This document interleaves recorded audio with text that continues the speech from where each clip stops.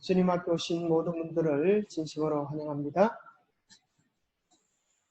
지난 시간에 이어서 우리 가장 위대한 책을 찾아서 학습 목표, 자 여러분 이 책을 다 꺼내시고 이 책을 보시면서 또 참고해서 기록하시고 또 한 번 들어도 잘 모르는 것들은 여러분 나눠드린 그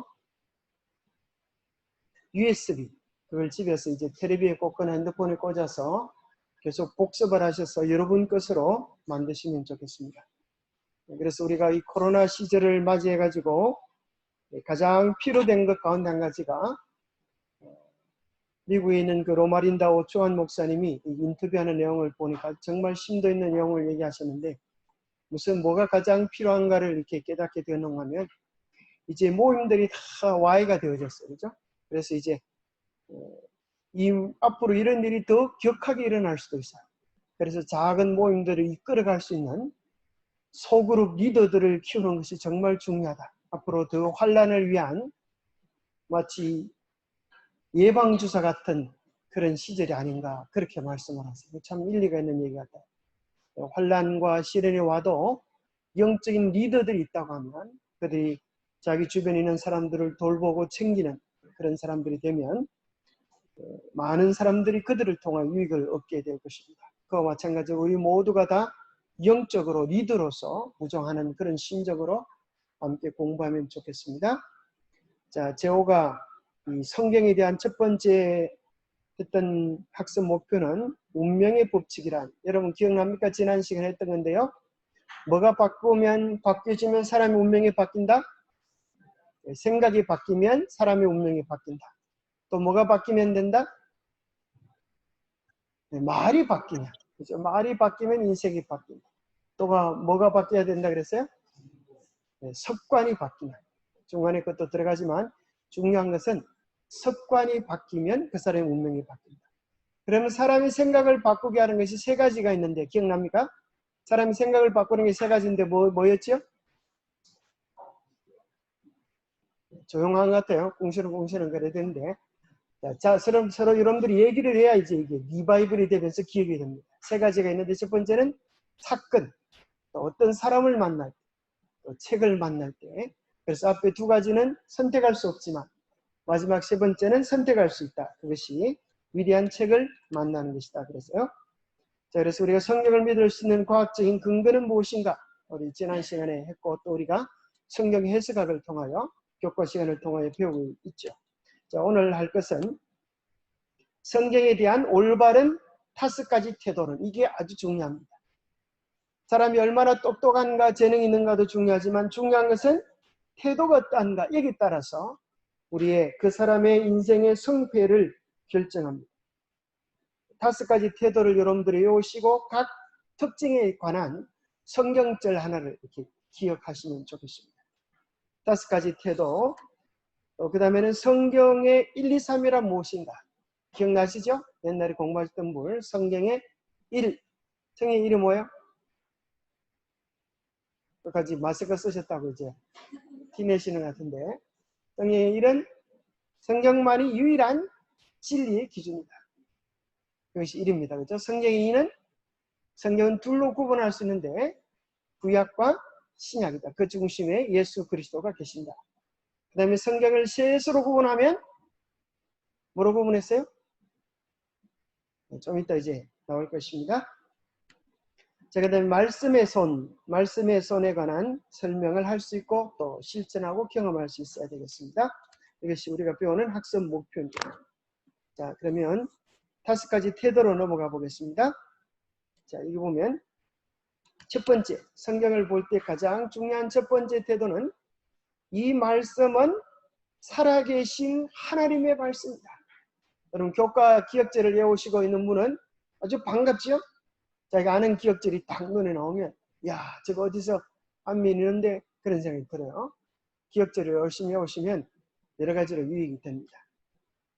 자, 요한복음 1장 1절부터 3절 기억절 외우신 분 계시죠? 누구를 한번 시켜볼까요? 예, 우리 임미란 이사님 다 외우셨죠? 이런 기억절들을 나오셔서 이렇게 외우시면 참 좋겠죠? 오늘은 기회를 안 드리겠습니다만은 다음번에 이제 시키면 나오셔서 이렇게 외우시면 좋습니다. 그래서 말씀에 대한 첫 번째 중요한 것은 이 말씀은 살아계신 하나님의 말씀이다. 자, 우리가 어떻게 하나님을 만나고 우리가 어떻게 영적인 체험을 하는가? 가장 중요한 것은 성경 말씀을 통하여 하나님의 음성을 듣고 만나는 것이 가장 안전하고 확실한 방법입니다. 어떤 사람은 꿈을 통하여서, 어떤 사람은 기도를 통하여서, 어떤 사람은 환상과 계시를 통하여서 하나님의 음성을 들으려고 애쓰지만은 그것들은 자칫 잘못하면 잘못된 길로 들었을 수가 있습니다. 그러나 성경 말씀은 가장 안전한 방법입니다. 두 번째는 이 말씀의 주인공은 예수 그리스도이시다. 우리가 창세기부터 계시록까지 모든 성경을 볼 때 그 말씀 속에서 누구를 만나야 돼요?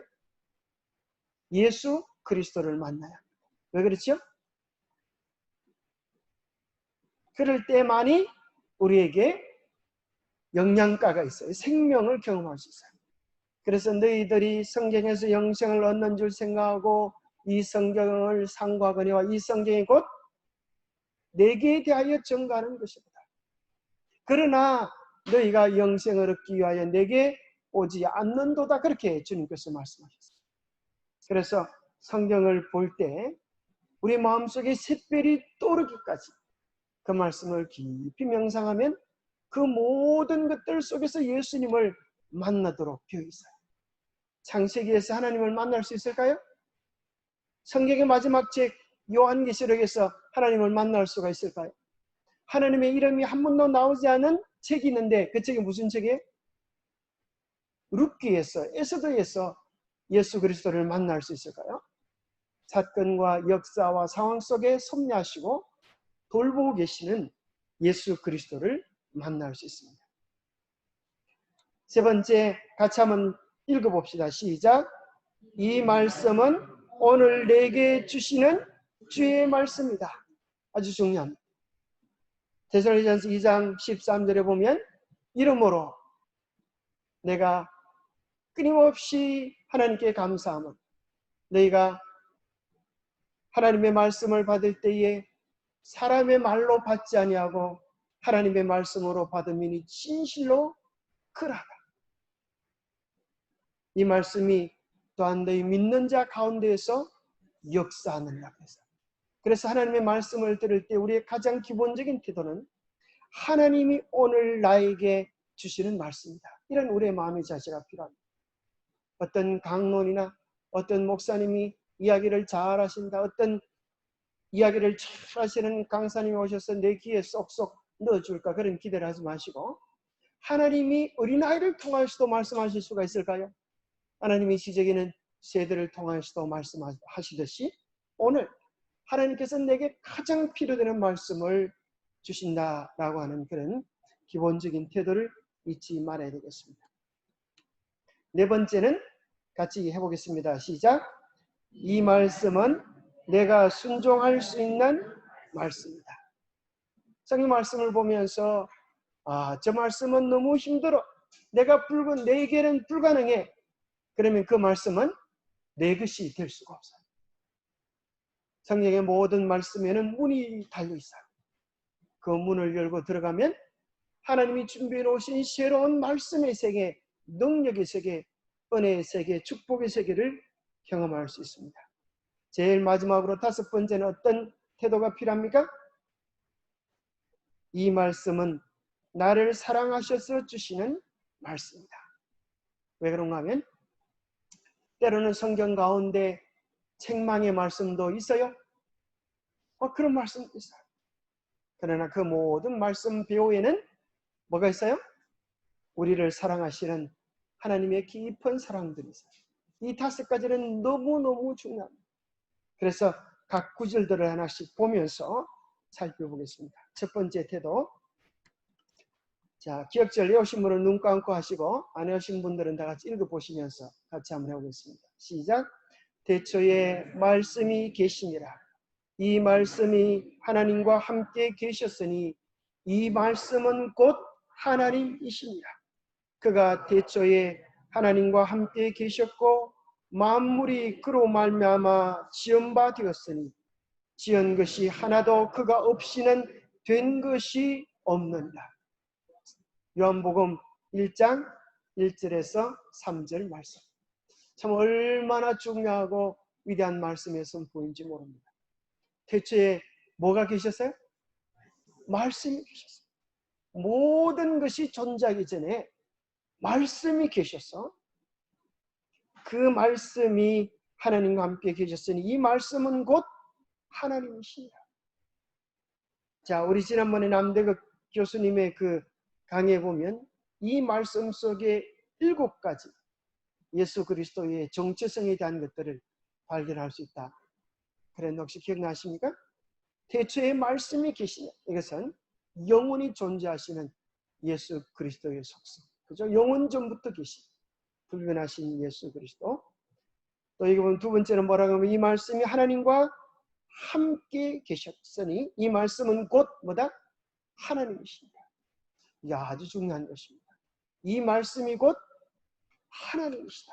오늘 우리가 어떤 태도로 성령을 펴야 할지를 보게 되는 것입니다.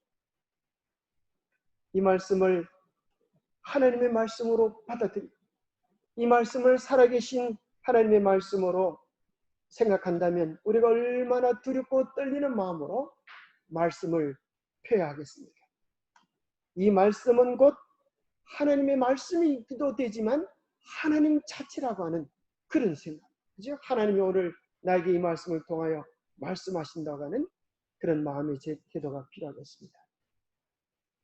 그리고 그가 태초에 하나님과 함께 계셨고 만물이 그로 말미암아 지은 바 되었으니 지은 것이 하나도 그가 없이는 된 것이 없느니라. 이 천지 만물을 만든 근본적인 재료가 뭐라고요? 말씀이라는 거예요. 하나님의 말씀이 명하심에 물이 있었고 빛이 있었고 땅이 있었고 동물들이 뛰어다니게 되었습니다. 그래서 우리는 그 모든 만물들 속에 원래 하나님이 만물을 통하여 나타내기 원하셨던 하나님의 뜻을 발견할 수 있어요. 그래서 꽃을 보면 하나님의 성품을, 태양을 보면 하나님의 어떠하심을, 우리가 이 모든 만물들 속에 하나님을 보도록 만들었지만 사람이 죄로 말미암아 그 눈이 가려워져 버렸어요. 그래서 예수님은 사람의 눈을 가리웠던 검은 천을 걷으러 오셔서 그 검은 천을 걷으시고 원래 하나님이 만물을 창조하셨던 그 교훈을 알려주셨는데 그 교훈이 무슨 교훈이에요? 그 교훈이 실물교훈. 실물교훈 1장에 보면 그런 내용이 되어 있어요. 그래서 예수님께서 하셨던 그 모든 비유들은 사실은 하나의 비유가 아니라 하나님께서 원래 만물을 창조하셨을 때 드러내기 원하셨던 의도와 계획들이 그 속에 담겨 있음을 이야기해 주고 계셔요. 그러니까 우리가 열린 마음으로 보면 이 천년계들이 다 하나님의 말씀이에요. 그렇죠? 성경이 있기 전에 뭐가 있었어요? 천년계들이. 그것이 하나님의 말씀이었어요. 두 번째 하나님의 말씀이 성경이었다고 하면 세 번째 하나님의 말씀은 뭐일까요? 세 번째 하나님의 말씀은 뭐일까요? 하나님의 말씀을 기록한 세 가지 책. 첫 번째는 천년계, 두 번째는 성경, 세 번째는 경험의 책. 그죠? 경험의 책. 중요한 거죠. 여러분의 경험의 책은 몇 페이지나 이로 기록하고 있습니다.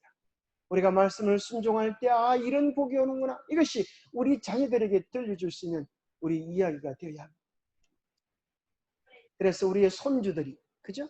할머니 품에 안겨서 할아버지 품에 안겨서 무슨 이야기를 들어야 될까요? 하나님께서 우리의 삶을 어떻게 인도해 오셨는지 우리의 삶 속에 경험 속에 있었던 이야기를 들려줄 수 있어야 합니다.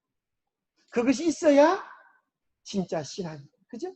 신앙인들은 하나님과의 다 개인적인 비밀, 남이 알지 못하는 개인적인 사랑의 스토리가 있는 사람입니다. 여러분 그게 있습니까? 그 사랑의 추억이 깊어질 때 우리는 어떤 비바람과 시련이 와도 무너지거나 흔들리지 않게 되어져요. 내가 그 어려운 때에 주님의 뜻을 선택했어서 그때 정말 모든 것이 무너지는 것처럼 보이고 끝장난 것처럼 보이는데 하나님은 그 속에서 새로운 길을 열어주셨지. 그런 이야기들을 우리는 할 수 있어야 합니다. 그래서 첫 번째 우리의 태도는 이 말씀은 살아계신 하나님의 말씀입니다. 두 번째 어떤 태도가 필요하다고요? 두 번째, 주인공이 누구인가? 이 말씀의 주인공은 예수 그리스도이시다. 우리가 모든 성경책을 볼 때마다 주인공을 발견해야 합니다. 성경책은 요한복음 5장 39절.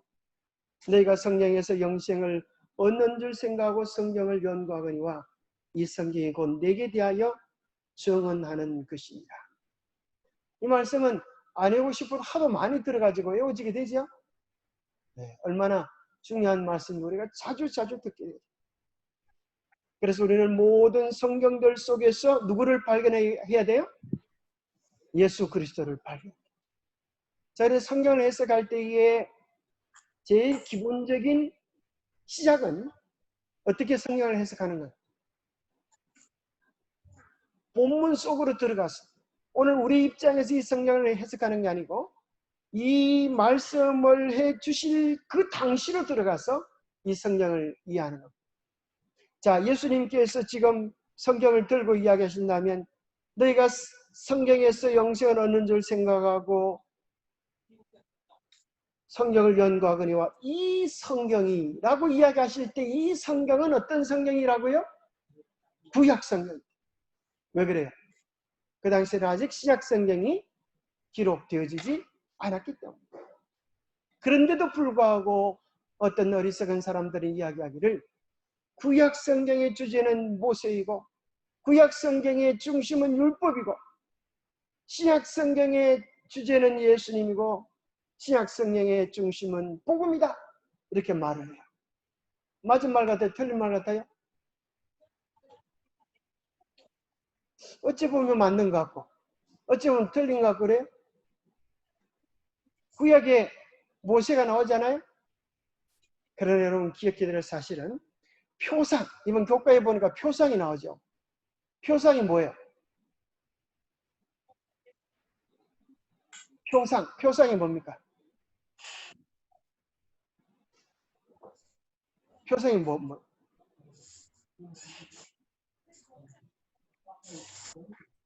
예. 앞으로 보는 거.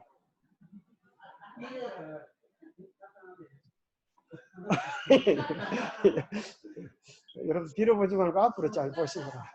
예, 앞으로 보셔야 되죠. 자, 그래서 표상을 쉽게 말하면, 그걸 보면 표가 나요. 무슨 표가 나는가 하면 예수님에 대한 어떤 것을 우리에게 나타내 주는 것을 표상이라고 해요. 그래서 흔히 우리나라 속담에 간만 쓰면 자기 아버지인 줄 아나? 그런 말이 있죠. 그죠? 자기 아버지가 가 쓰고 집을 나가셨네. 간만 쓴 사람 보면 아이고 아버지 그러면 쫓아가요. 그래서 성경 전체 가운데서 예수님의 으따심을 나타내는 것을 표상이라고 해요. 그죠? 그래서 모세가 누구를 예표하고 있어요? 예라고 하는 것을 미리 표현한다는 거예요. 모세의 생애가 미리 표현을 해. 예수님이 오셔서 무슨 일을 하실지를 미리 예표하기 때문에 모세는 예표적인 존재다. 이렇게 말할 수 있어요. 그러나 모세가 궁극적으로 예표하는 것은 누구예요?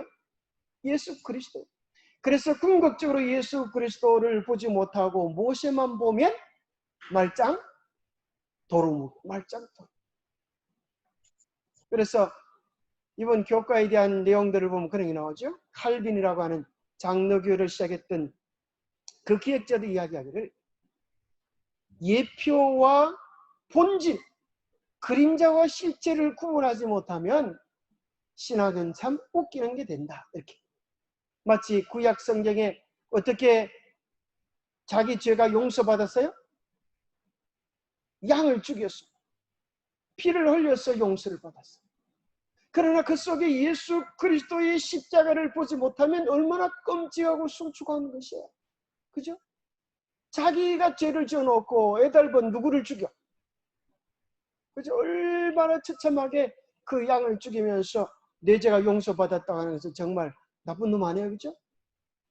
자기가 잘못해놓고 누구를 보지 못하면, 예수 그리스도를 보지 못하면 정말 끔찍한 토살의 경험받게 되지 않아요.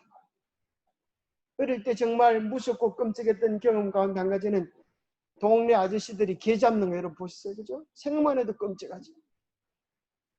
양 잡는 것도 그와 못지않아요.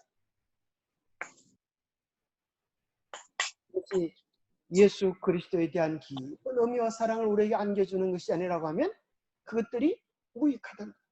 그래서 우리는 어떤 성경을 보든지 그 성경 속에서 누구를 만나야 돼요? 예수님을 만나요. 자, 성경에 나오는 첫 번째 주인공은 예수 그리스도고, 두 번째 주인공은 누굴까요? 모든 성경에 나오는 두 번째 주인공은 누굴까요?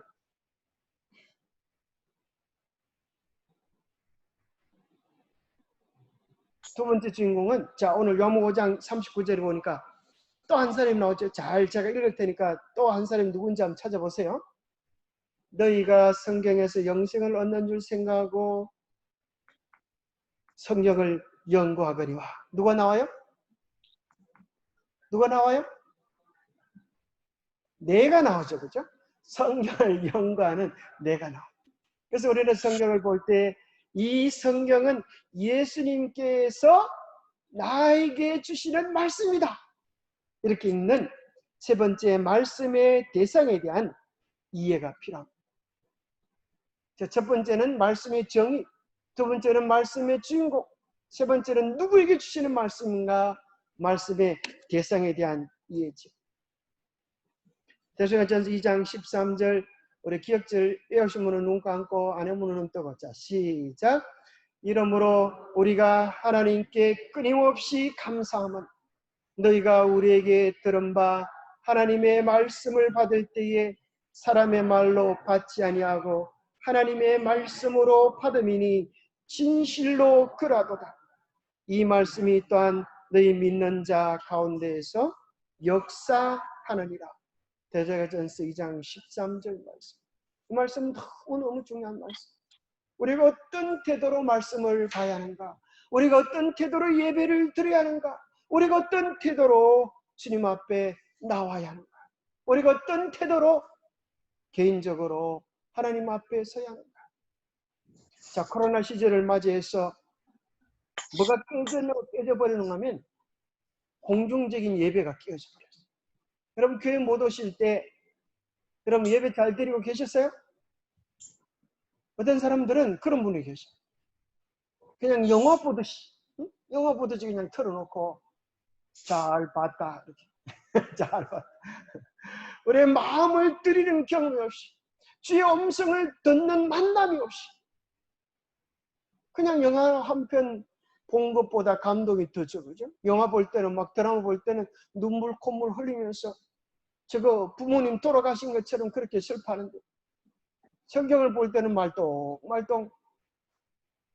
졸음만 오는지 꾸벅꾸벅 그렇게 싸우거든요. 뭐가 없어요? 만남이 없다는 거죠. 오늘 나를 사랑하여 주시는 주님의 음성을 듣는 개인적인 만남, 그것이 있어야 합니다. 터치가 돼야 되겠죠. 우리의 마음을 터치하시는 주님의 손길을 만나야 합니다. 전기가 이렇게 불이 나고 그죠? 시원한 바람이 날 수 있는 이유는 플러스와 마이너스가 그죠? 만나지니까 역사가 일어나. 역사가. 자, 여기도 어떠할 때 역사가 일어난다 그래요? 우리의 마음이 그죠? 오늘 내게 주시는 하나님의 말씀으로 받아들일 때, 받아들이는 그 심령 속에서 역사가 일어나. 그래서 역사가 일어나는지 안 일어나는지 뭘 보면 알아요? 우리 마음에 감동이 있는가? 우리 마음에 새로운 깨달음이 있는가? 우리의 삶에 적용이 있는가? 그래서 여러분들이 그 영상을 볼 때나 또 책을 읽을 때 세 단계가 필요하다 그랬죠. 그죠? 그걸 무슨 적이다? 본계적이다. 호박적도 아니고 수박적도 아니고 배추적도 아니고 무슨 적? 본계적이다. 본계적. 다 외웁니까? 시작. 본 것을 기록하라. 깨달은 것을 나누어라. 적용하여 삶을 변화시켜라. 아주 중요한 구호예요. 자, 다시 한번 해보겠습니다. 자, 시작. 본 것을 기록하라. 깨달은 것을 나누어라. 이렇게 이야기하는 게 중요합니다. 그죠? 그 다음에 적용하여 삶을 변화시키라. 자, 누가 한번 해볼까? 제일 뒤에 계시고 최숙산 뻘떡 일어나가지고 한번 큰 소리로 한번 특별한 기회를 드리겠습니다. 네, 자, 보게 저기 세 가지 구호를 한번 크게 한번 외쳐보세요.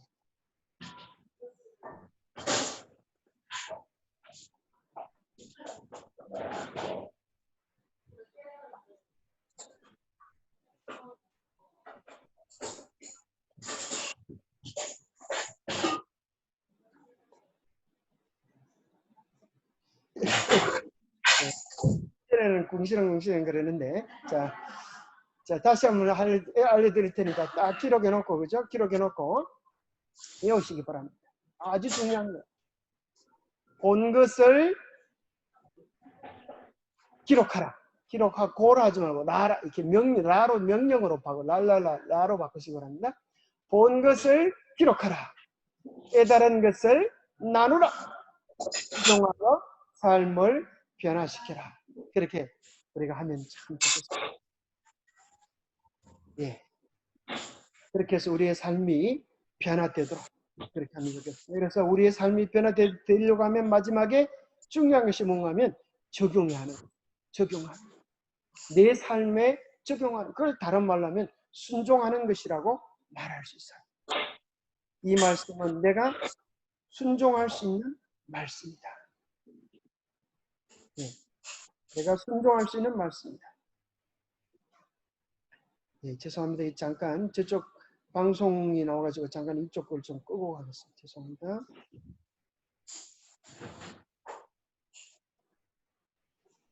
네, 몇 분이 살아 계셔가지고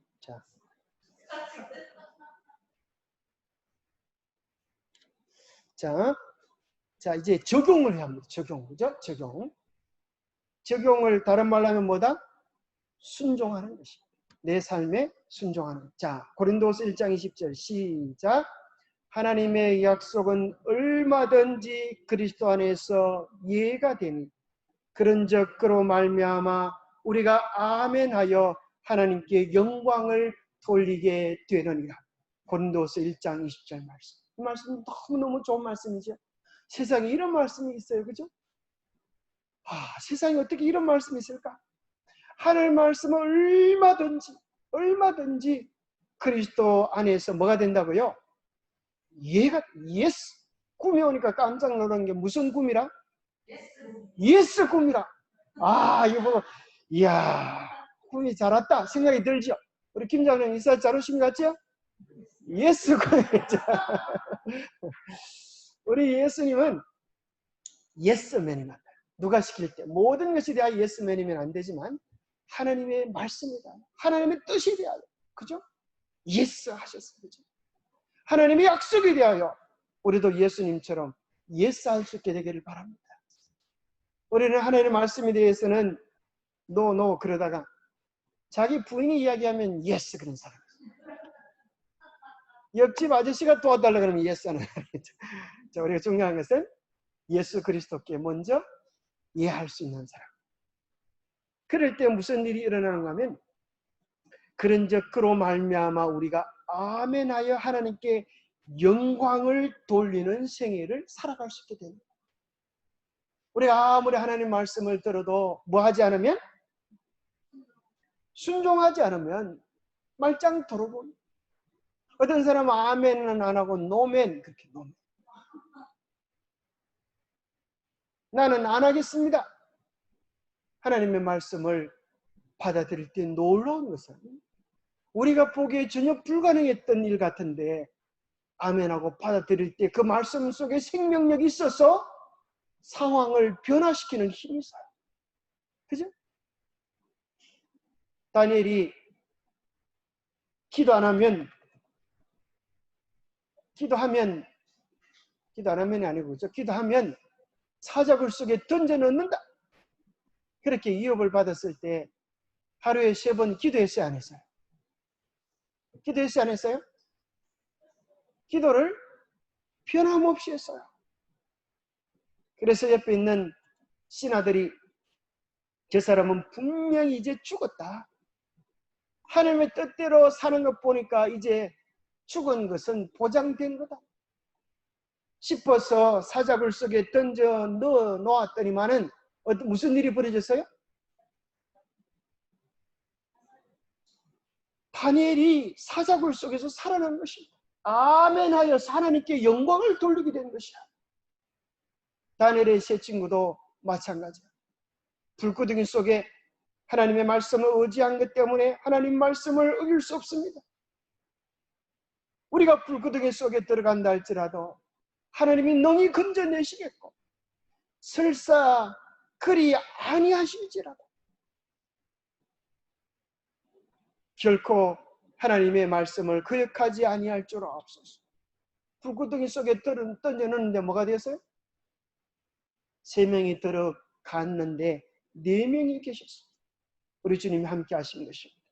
그들이 하나님의 말씀에 아멘 할 때 수많은 사람들이 처음에는 뭘 보러 왔습니다? 금신상을 보러 왔습니다. 이제 금신상은 온데 간데 없고 뭐에 대한 기억만이 그들의 생각 속에 가득 자리 잡고 있었어요?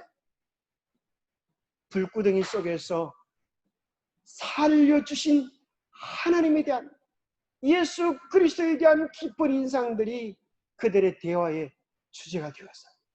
이것이 바로 마지막 시대를 살아가는 남은 무리들이 또 한 번 경험하였습니다. 온 세상에 하나님께 영광을 돌릴 마지막 환란에 대한 예고편입니다. 여러분도 그럴 때가 있을 때 하나님의 뜻에 아멘하여 하나님께 영광 돌리기 원하십니까? 예, 아멘하는 거 보니까 죽을 각오가 되는 것 같아요. 자, 먼 장래에 그런 일이 일어나는 것이 아니라 오늘 우리에게 주시는 크고 작은 주의 말씀에 아멘할 때 우리가 그 경험을 토대로 마지막 환란과 어려움 속에서도 승리할 수가 있게 되는 것입니다. 그래서 오늘 우리에게 주시는 주의 음성에 아멘할 수 있게 되기를 바랍니다. 자, 마지막으로 5번째는 이 말씀은 나를 사랑하셔서 주시는 말씀입니다. 히브리서 12장 5절 6절에 보면 참 희한한 말씀이 있어요. 또 아들들에게 권하는 것 같이 너희에게 권면하신 말씀도 잊었도다. 일러스되 내 아들아 주의 징계하심을 경히 여기지 말며 그에게 꾸지람을 받을 때에 낙심하지 말라. 주께서 그 사랑하시는 자를 징계하시고 그가 받으시는 아들마다 채찍질 하심이라. 여기 나오는 아들은 하나님의 모든 자녀들을 포함하는 그 단어예요. 요즘 하도 여권신장 그래가지고 성경에 불공평하다. 왜 아들만 넣냐 딸도 넣어라. 이렇게 데모하는 사람들이 있어요. 근데 이 내용은 다 포함하는 내용이니까 너무 억울하게 생각지 마시기 바랍니다. 하늘나라에 가면 모든 신문들이 다 회복되기 때문에 걱정 안 하셔도 돼요. 그래서 이게 하나님의 자녀들에게 이야기하기를 우리가 징계함을 받을 때, 꾸지람을 받을 때 뭐 하지 말아라? 낙심하지 말아라. 주께서 그 사랑하시는 자를 징계하시고 받아들이는 아들마다 채찍질하지 않겠느냐. 우리가 뭘 잘 맞아야 잘 맞을 줄 알 때 효조가 되는가 하면 부모가 매를 때릴 때, 부모가 책망할 때, 견책을 할 때 어떤 마음으로 부모가 나를 견책하는지를 똑바로 알면 그 자녀가 빗나갈 수가 없어요. 옛날에는 부모가 자녀에게 매를 들 수도 있었지만 요즘은 매를 들라 그러면 아이들이 119에 신고한다. 그런 시절이 지나가고 있어요. 옛날에는 선생님이 아이들 매질도 했었는데 요즘은 선생님 매질하려고 하면 핸드폰을 들어서 녹화 준비를 다 하고 세상이 그런 시대가 돼가지고 도무지 매질을 할 수 없는 시대가 됐어요. 그러나 정말 자녀들이 깨달아야 되는 것입니다. 때로는 부모가 자녀들에게 싫은 소리를 하지만 그 모든 동기가 뭐라고 하는 사실, 사랑이라고 하는 사실을 깨달으면 어떻게 자녀의 마음이 빗나갈 수가 있겠습니까? 부모가 매를 들 때에 죽으라고 매를 들까요? 잘 되라고 매를 들까요? 물론 요즘 뉴스를 보니까 죽이는 사람도 있더만. 그렇게 끔찍한 사람들도 개 중에는 혹 있지만 대부분 부모의 마음은 그렇지 않은 것입니다. 어떤 한 아이가 하도 시험을 맞으면 날마다 빵만 가지고 와가지고 아버지가 이야기를 했어요. 너 이번에 50점 못 받아오면 내 아들 아니다. 적어도 그 정도 충격을 주면 이 아들이 이제는 빵이 아니라 50점은 반타작은 해오겠지. 그렇게 기대를 했는데 아이가 이제 시험을 보고 집에 들어왔어. 아빠가 아이를 보고 빙그레 웃으면서 어깨를 툭툭 치면서 아들아 오늘 시험 어땠어? 그렇게 물으니까 아들이 빙그레 웃으면서 아저씨 누구예요? 그렇게 얘기하더라고요. 저 기가 잘 날아다녀요? 왜 시험 못 보면 내 아들 아니다 그랬어요. 좀 자극을 좀 시켜가지고 이놈 좀 정신 차리게 하려고 그랬더만 아들이 한 발 더 나가서 시험을 그날도 빵점 맞았네. 내가 아버지 말을 고시 듣고 아버지 저는 이제 아버지 아들 될 자격이 없어요. 그러니 당신은 제게 아저씨예요. 그렇게 말할 때 얼마나 기가 차. 아버지의 아픈 심정, 안타까운 심정을 알지 못할 때 우리도 그렇게 하나님 마음에 상처를 줄 수 있어요. 매를 때리는 부모가 파고드는 자식을 때릴 수가 없어, 그죠? 잘못했다고 비는 자식을 때릴 수가 없어. 우리 하나님께서 뭐 할 때 가장 마음이 약하십니까? 뭐 할 때 마음이 가장 약하십니까? 뭐 할 때요? 울며 회개하고 매달리는 자녀를 감히 부르실 수가 없어요. 그래서 그 사람의 이름이 사기꾼임에도 불구하고 나쁜 짓만 골라서 했음에도 불구하고 심지어 아버지도 속이고 하나님도 속였음에도 불구하고 하나님 이름을 대면서 사기를 쳤음에도 불구하고 사기를 치면서 누구 이름 대고 사기를 쳤어요? 하나님 이름 대고 사기를 쳤어요. 하나님께서 순적이 만나게 하셔서 이렇게 핑계를. 그런데 예수님이 그를 붙잡고 울며 불며 매달릴 때에 그의 죄를 용서해 주시고 네가 나를 이겼다. 그죠? 너는 더 이상 뭐가 아니라 야곱이 아니라 이스라엘이다. 그렇게 하나님께서 이름을 지어주시지 않았어요. 여러분 하나님의 품을 떠나지 않게 되기를 바랍니다. 하나님이 여러분을 뿌리실지라도 하나님을 뿌리지 않게 되기를 바랍니다. 아멘 소리가 별로 적은 것 같아요.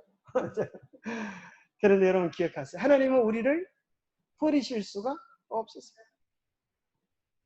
옛날 한국에 처음 복음이 들어왔을 때 글자도 잘 못 읽는 사람이 앞에 나와서 성경을 읽었다. 그래서 여호와는 나의 목자시니 내게 부족함이 없으리다. 이걸 갖다 잘못 읽어가지고 목자는 똑똑히 몰라가지고 여호와께서 내 목을 부르셔도 부족함이 없으리다. 이렇게 읽었다는 거야. 뭣도 모르는 교인들이 다 그 당시만 아멘 아멘 했다는 거야. 믿음이 좋으면 하나님께서 목을 부르셔도 그런 일은 없겠지만 목을 부르셔도 아멘하는 그런 믿음이 있다. 하나님께서 결국에는 우리의 모든 것이 변하여 잘되게 하실 것을 믿는 믿음을 우리가 가지게 되기를 바랍니다.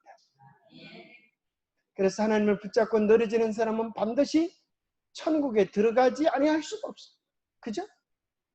아이고 나는 구원받기 걸렸다. 그런 사람 있습니까? 나는 구원받기 걸렸다.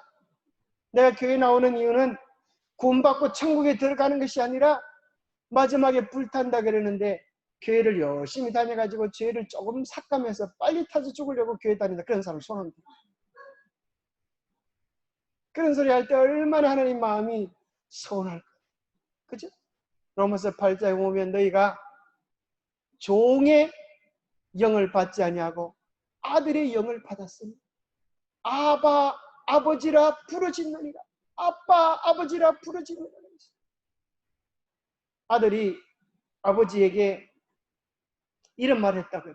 아버지, 제가 오늘 밥값 했으니까 오늘 저 밥 먹을 자격 있죠?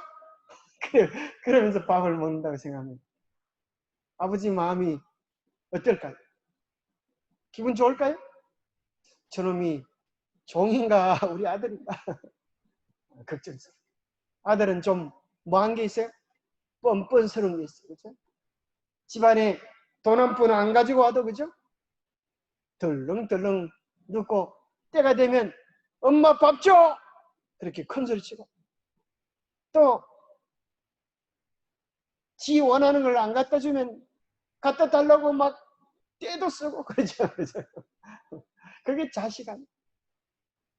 하나님께서 우리를 당신의 자녀라고 하시는 것이에요.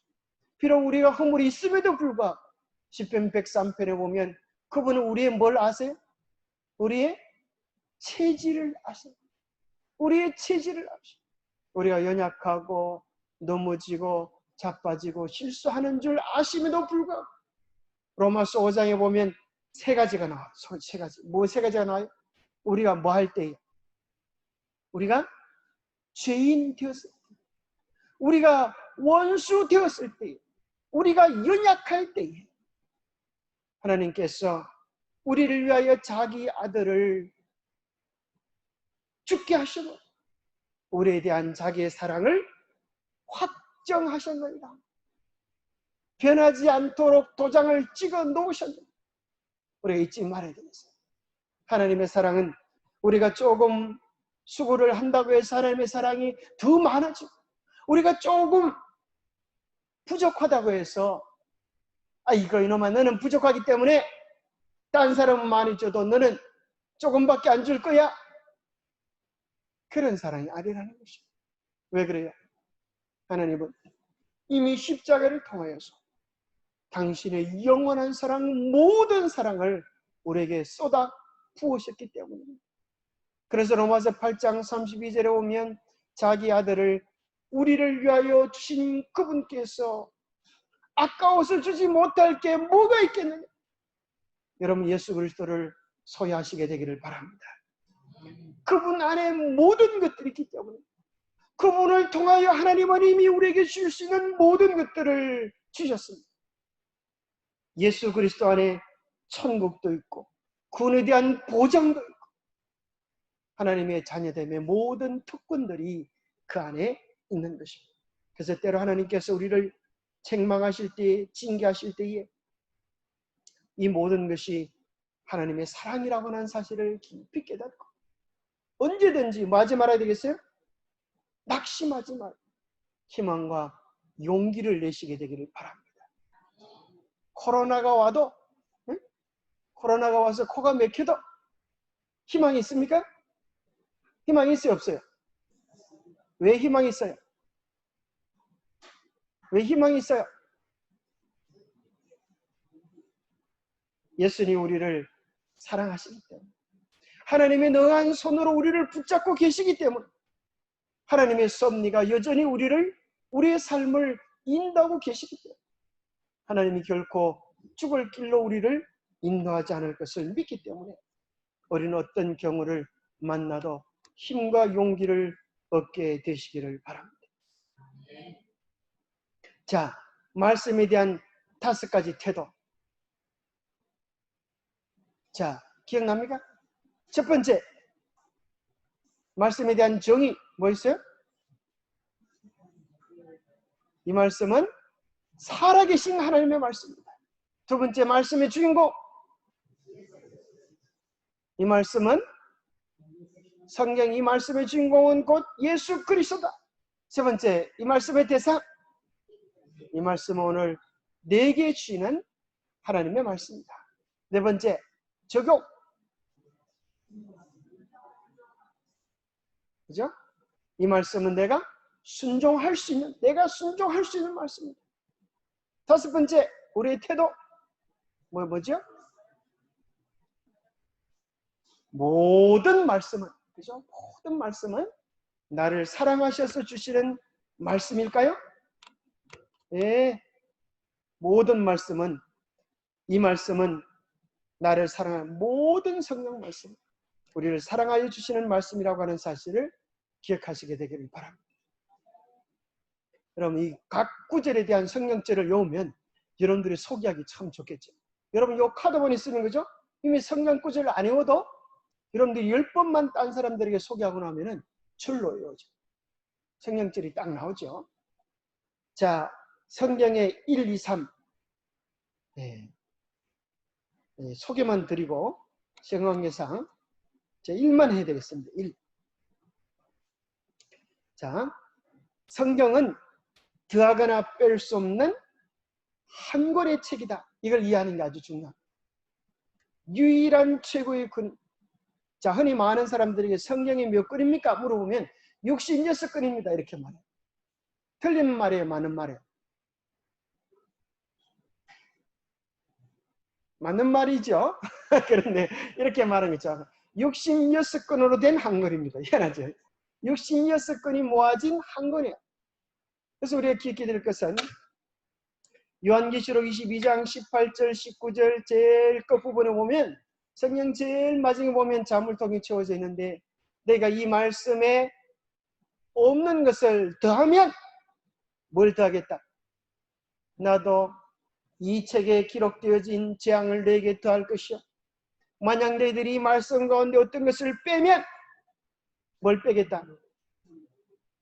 하늘나라에 들어가는 그곳에서 너의 이름을 빼리라.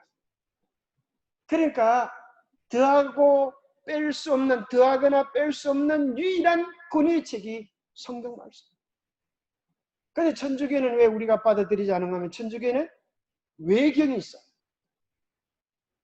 기독교는 66권으로 이루어졌지만 천주교는 외경이 있고, 게다가 외경이 있어도 그것도 다가 아니야. 교황 가라사대, 그것이 더 큰 권위를 가지고 있는 것입니다. 자, 우리 기독교는 성경은 오직 불변하는 66권. 그래서 구약이 몇 권요? 39권, 신약이 27권, 3927 해서 66권의 내용이라고 하는 사실을 우리가 잊지 말아야 되겠어요. 그리고 성경을 약자로서 쫙 외우는 것도 아주 좋은 방법. 창출 레민신, 역사서 17권을 외워보시오. 그러면 어떻게 되겠어요?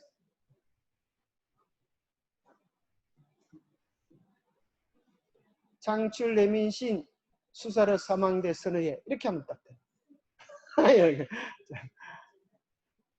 문학서 5권을 외우시오. 그러면 욥시 잠전하, 딱 이렇게. 여러분 나중에 여기 나오면, 여러분 카드에 나오니까 보고 외웠어요.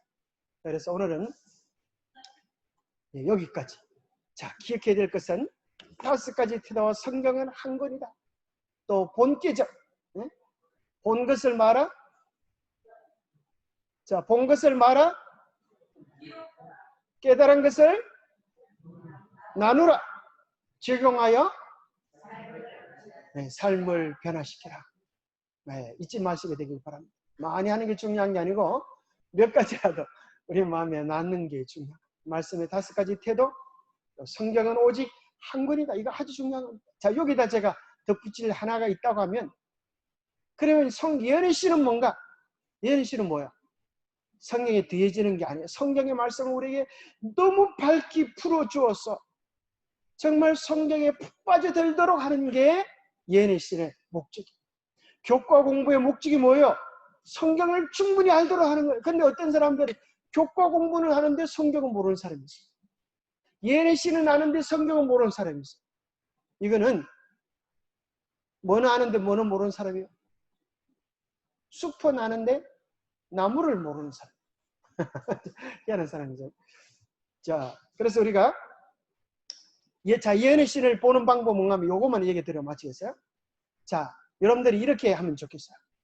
반드시 성경을 먼저 읽고 그 말씀을 노트를 펴서 본격적으로 하세요.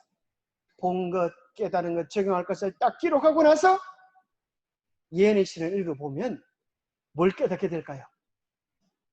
뭘 깨닫게 될까요? 여러분 이렇게 해보니까요. 제가 놀라운 것을 두 가지 깨닫게 됩니다. 첫 번째는 제가 막 기도하고 고민하고 명상했던 그 내용이 예언의 신에 있는 거예요. 그때 얼마나 기분이 좋은지, 야, 무슨 생각이 드는가 하면, 야, 예언의 신을 영감을 주었던 성령의 감화가 나와도 함께 했구나. 그것을 깨닫게 되어져. 그런데 또 두 번째 깨닫게 되어지는 것은 내가 아무리 깨달아도 나는 한 두 가지밖에 못 깨달았는데 예언의 신의 책들을 읽어보면은 10가지, 20가지가 나와요. 똑같은 성경 본문을 가지고 어떻게 그렇게 깊게 명상하고 또 깊게 다른 성경들과 연결되어지는지에 대한 신비로움들을 보게 되죠. 그래서 여러분들이 아무 생각 없이 그냥 읽으면 깨달음이 없어요. 내가 몰랐던 것을 깨닫기 위하여는, 그죠? 내가 먼저 명상하고 생각해 볼 때 머리가 깨지는 그런 경험을 합니다. 야, 내가 몰랐던 거, 내가 미처 생각하지 못했던 게 여기 있구나. 그렇게 할 수 있어요. 그러나 또 기억해야 될 세 번째 사실은 예언의 신이 결론은 아니라는 거예요. 무슨 말인지 알겠어요? 또 여러분들이 성경을 연구하고 연구해서 더 밝은 것을 찾아낼 수 있을까요? 없을까요? 그러면 될까요? 안 될까요? 그래야 되는 거예요. 그래서 여러분 나중에는 뭐만 가지고도, 성경만 가지고도, 그죠? 성경의 깊은 내용들을 드러낼 수 있는 그런 사람들이 다 될 수 있게 되기를 바랍니다. 잠깐 기도하겠습니다. 하나님 아버지, 오늘 우리에게 생명의 말씀 성경을 주셔서 이 흔들림과 환난의 시대, 우리의 신앙의 기초를 어디에 두고 어떻게 살아가야 할지를 알게 도와주시니 감사합니다. 너무나 분명한 하나님의 말씀 속에서 변함이 없는 영원한 우리 인생의 지침을 발견하게 도와주시고, 오늘 우리를 너무나 사랑하시기 때문에 우리의 인생을 인도하시고 우리의 삶에 교훈하시고 들려주시는 주의 사랑과 교훈들을 이 말씀 속에서 듣고 이 말씀을 삶의 지침으로 삼고 살아갈 수 있도록 도와주시옵소서. 이 말씀 속에 주님을 만나고 주님과의 기쁘고 즐거운 교제가 매일 우리의 삶에 계속되어져서 말씀을 통하여 영생을 경험하고 말씀을 통하여 예수님의 성품을 닮아가는 아름다운 주의 백성들이 되게 도와주시옵소서. 말씀을 깊이 명상함으로 하나님의 꿈이 우리의 비전이 되고 예수님의 성품이 우리의 인격이 되고 성령의 권능이 우리의 삶의 권세가 될 수 있도록 축복하여 주시옵기를 우리 주 예수 그리스도 이름 어지하여 간절히 간구하옵나이다.